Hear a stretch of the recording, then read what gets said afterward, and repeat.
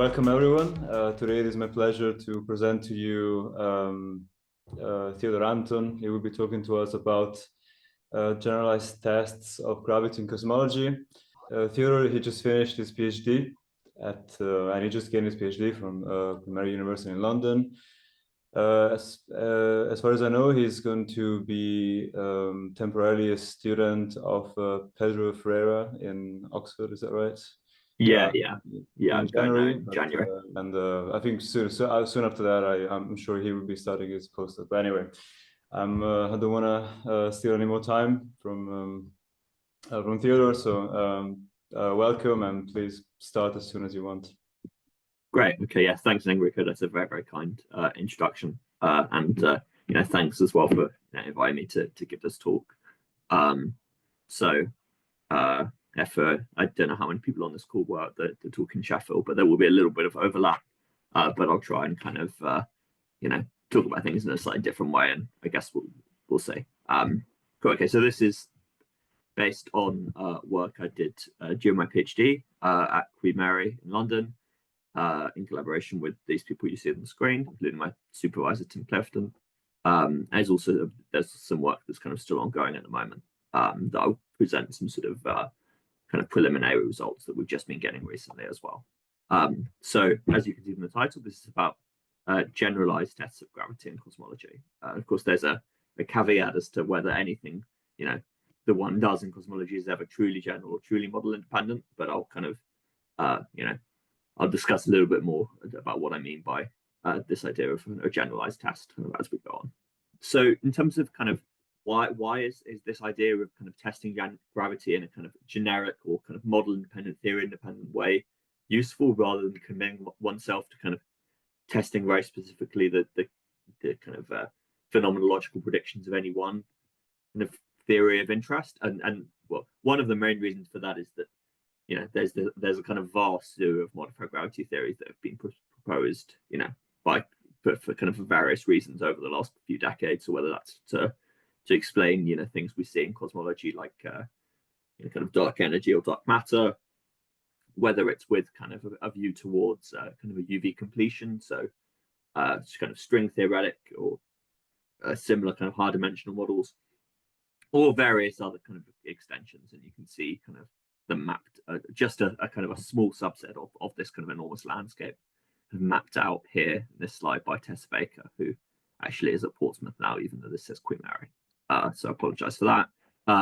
But yeah, I think this is a really nice kind of overview of what we're dealing with.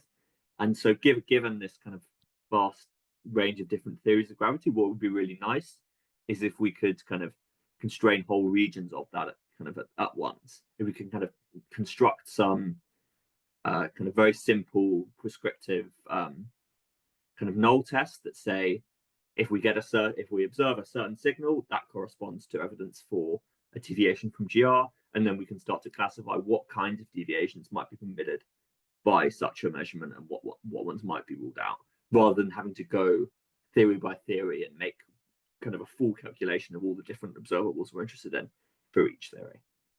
So it's kind of a way of being a bit more efficient with the way that we analyze data in terms of describing kind of possible deviations from GR in cosmology. So I want to just talk briefly about one of the kind of simplest ways to think about modified gravity, which I think is actually quite kind of fruitful when we try to think about what gravity means in a kind of generic way. So in general, what a fairly standard signature of a deviation of a theory that's kind of modified relative to general relativity is that the gravitational constant, so essentially Newton's constant, isn't really constant anymore, that it has some kind of dynamics that are associated, for example, with a new field, like a scalar field, for example. So this is a very long-standing idea going as far back as Dirac, the best part of a century ago, that the gravitational constant, in inverted commas, has some kind of time dependence. Of course, that idea has kind of gained a lot more complexity in the time since then. But it sort of indicates kind of what we're dealing with. But of course, one of the subtleties of that is quite important when we want to think about gravity is that we have a lot of different contexts in which we couple matter to the curvature of spacetime, which ultimately is what gravity does, right? For example, Newton's constant, as it's originally defined, refers to Newtonian gravity, right? So that essentially is on where my cursor is on the left-hand side.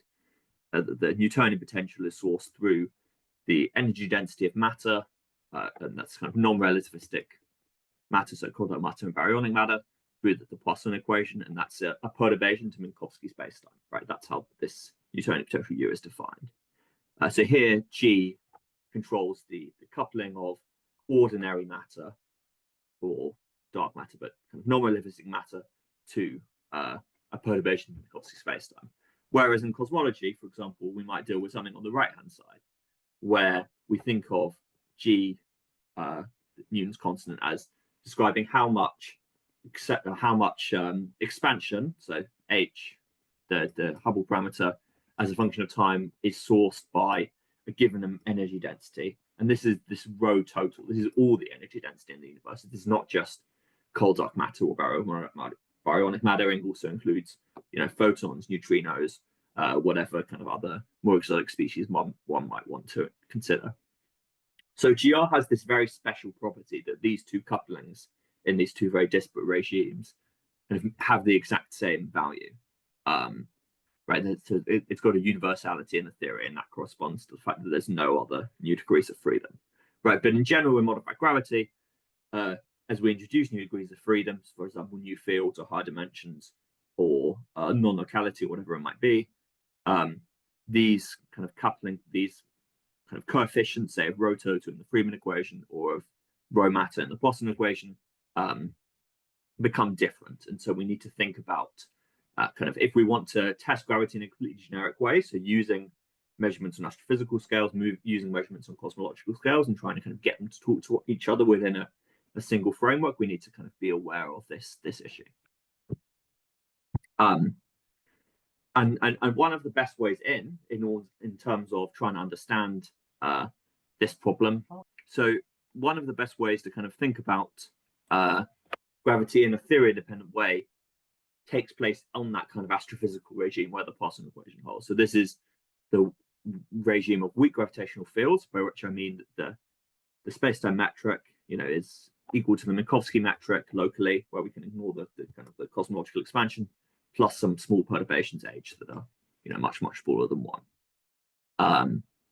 So that we have weak gravity, but we have an additional assumption, which is that motion is slow. So you have matter particles, say like in the solar system, this will be, say, the orbits of the planets around the sun, and these have non-relativistic velocities, so velocities v much more than one, right? Well, by v I really mean v over c, but I've set speed of light to 1. So given those assumptions, Newtonian gravity is a very strong approximation, and then you can just describe the gravitational field in terms of kind of a hierarchy of corrections to Newtonian gravity. So this is this idea of this post-Newtonian formalism, where you have these post-Newtonian parameters. So you have the PPM formalism, as it's called. So the idea is that on these kind of small astrophysical scales, where I can ignore the cosmological expansion, I just have a kind of a set of corrections that are to Minkowski spacetime that are sourced by non-relativistic matter fields. So a leading order, that will just be through the Newtonian potential, and then higher order, one gets contributions from, say, the momentum density of matter and so on. But a leading order, can just think about it as this Newtonian potential U. So the idea is that, well, in GR, what you would have is that you'd have a time perturbation here. So this is H0, and the 2 upstairs means at order v squared over c squared is equal to 2u, and the space perturbation would just be 2u times the Kronecker delta. So the PPN formalism just does like the simplest, most naive thing you can do, and it turns out that even this is very powerful, right? And what you say then is that the for the time perturbation here, I just insert a coefficient alpha, right, which is 1 at all times in GR. And actually, in any theory of gravity we want, we can always set it to 1 at the present day, because we can just renormalize our definition of Newton's constant to absorb alpha at the present day n. However, if we want to think about cosmological timescales, that's not something that one can do at all times, because you would have to keep renormalizing Newton's constant, which would no longer make any sense.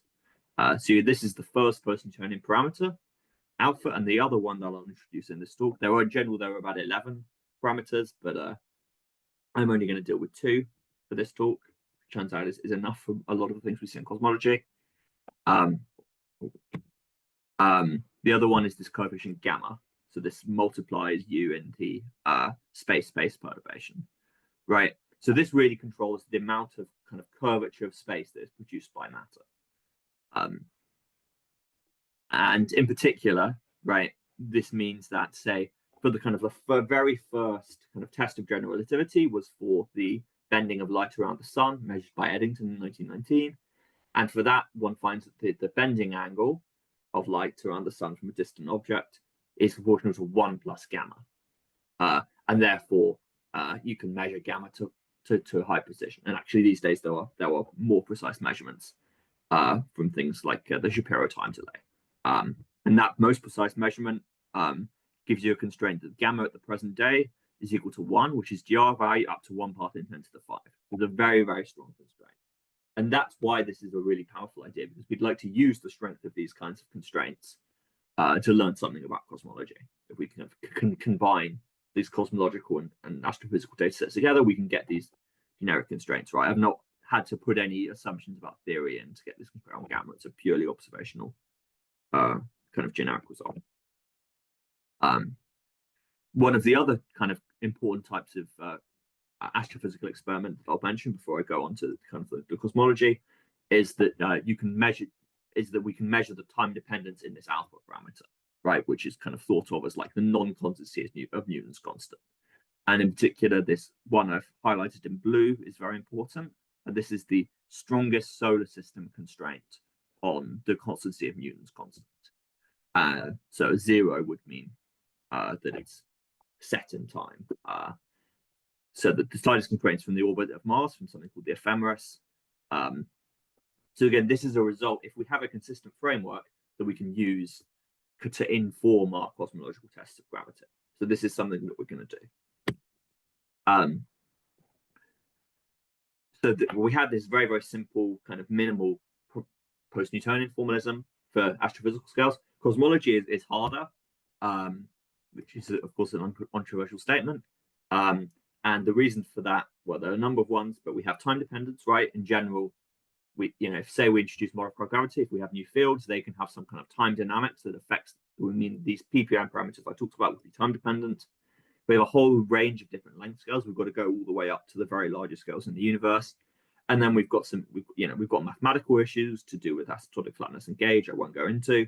And then also, we don't just have matter, right? We know that in solar system, the energy density of the solar system is dominated by non-relativistic matter, not even by dark matter, just by baryonic matter.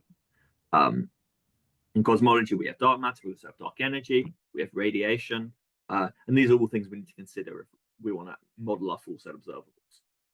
Things like the CMB, BAO, Lyotro structure, whatever it might be.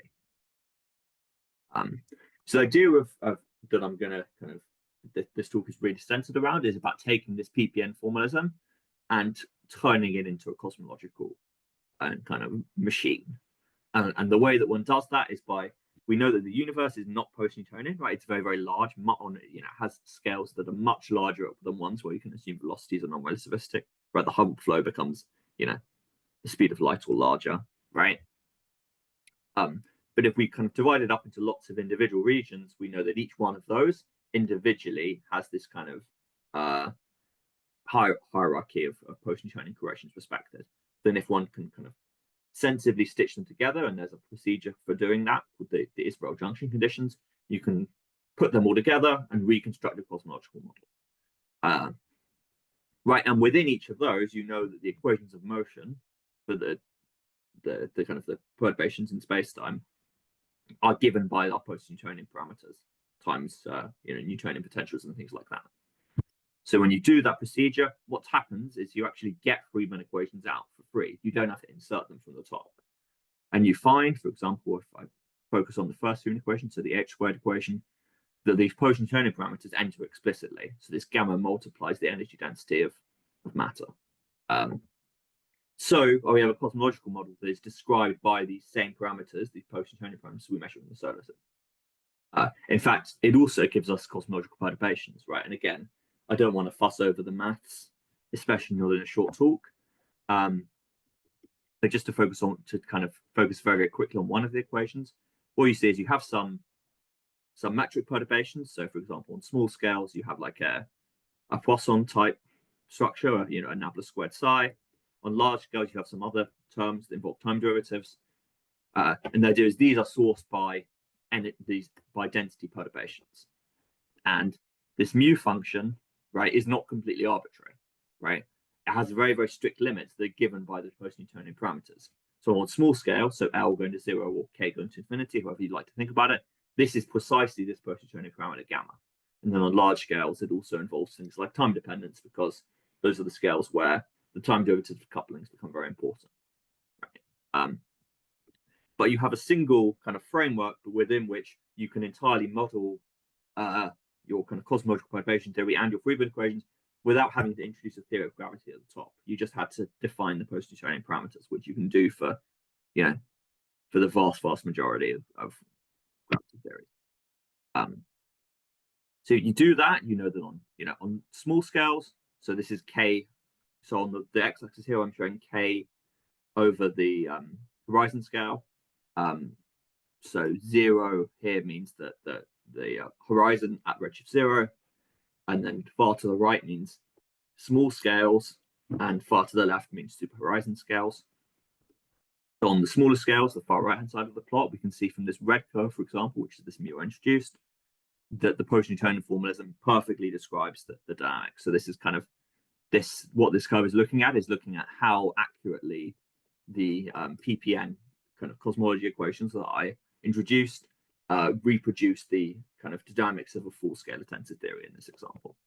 So on the right-hand side, you can see everything comes back to the post-Newtonian limit, which is given by this red dashed line. And on the larger scales, everything comes back to these Friedmann equations we constructed out of post-Newtonian gravity, given by this dotted line. So now we can just go ahead and we can do our cosmological equations of motions, and we don't need any underlying theory of gravity, right? So we have a theory-independent framework that we can use to construct our tests and get kind of generalized results out. So this is what we did. So this is from a paper that came out about 6 months ago. So this is where we used these parameterized post-Newtonian cosmology ideas and kind of applied them to the Planck data to see what you learn about gravity compared with, for example, what your best solar system constraint could give you.